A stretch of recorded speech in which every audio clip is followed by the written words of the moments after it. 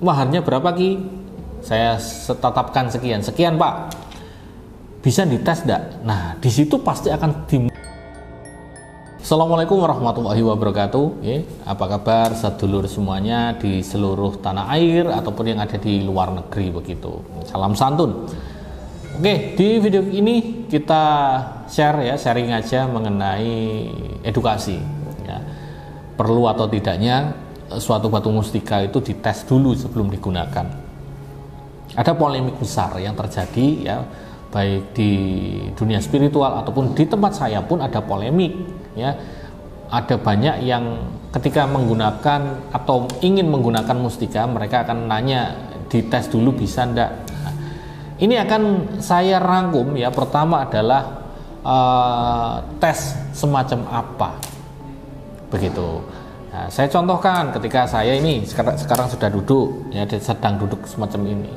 Tiba-tiba ada WA masuk di HP saya. Di sini ada orang yang tanya, Ki, saya mau ageman dipakai untuk wasilah meningkatkan wibawa kerja. Oke, saya bantu cocokkan dengan nama lengkap, tanggal lahir, ya kan? Ini urut-urutannya nih. Kemudian setelah saya bantu cocokkan, saya proses ritual 10 menit, 5 menit cukup untuk menentukan mustika mana yang cocok dengan dirinya. Nama lengkap, tanggal lahir. Oke, sudah selesai. Kemudian orang tersebut ataupun klien saya ini akan bertanya, ini maharnya berapa Ki? Saya tetapkan sekian Pak. Bisa dites enggak? Nah, di situ pasti akan di mulut saya ataupun di chattingan saya akan saya tanyakan, dites semacam apa Pak? Nah, ketika saya tanyakan itu, berbagai pendapat atau jawaban yang disampaikan sama saya.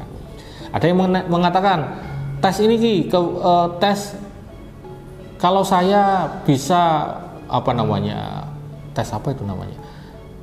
Tes kebal, kemudian tes juga untuk tes keaslian ini asli mustika atau tidak. Nah, tes semacam itu yang dia maksudkan.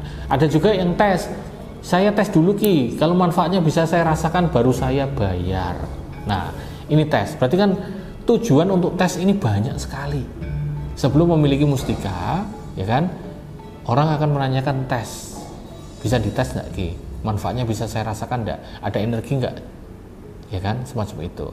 Nah, di tempat saya, ini saya jujur kepada kalian, di tempat saya, khusus di tempat saya, kalau ada batu mustika, ada calon penggunanya, saya bisa pastikan yang bisa dirasakan adalah energinya. Saya jamin bisa dirasakan oleh mereka. Tapi kalau kalian tanya, manfaatnya Ki, bisa saya rasakan, saya tes dulu. Mohon maaf, tidak akan bisa. Karena apa? Saya manusia biasa. Bukan Tuhan, bukan dewa. Kalau jaminan manfaat itu ya berarti apa? Berarti Anda ingin kepastian, bukan sama saya tapi sama Gusti Allah. Begitu. Ya, tes itu semacam itu.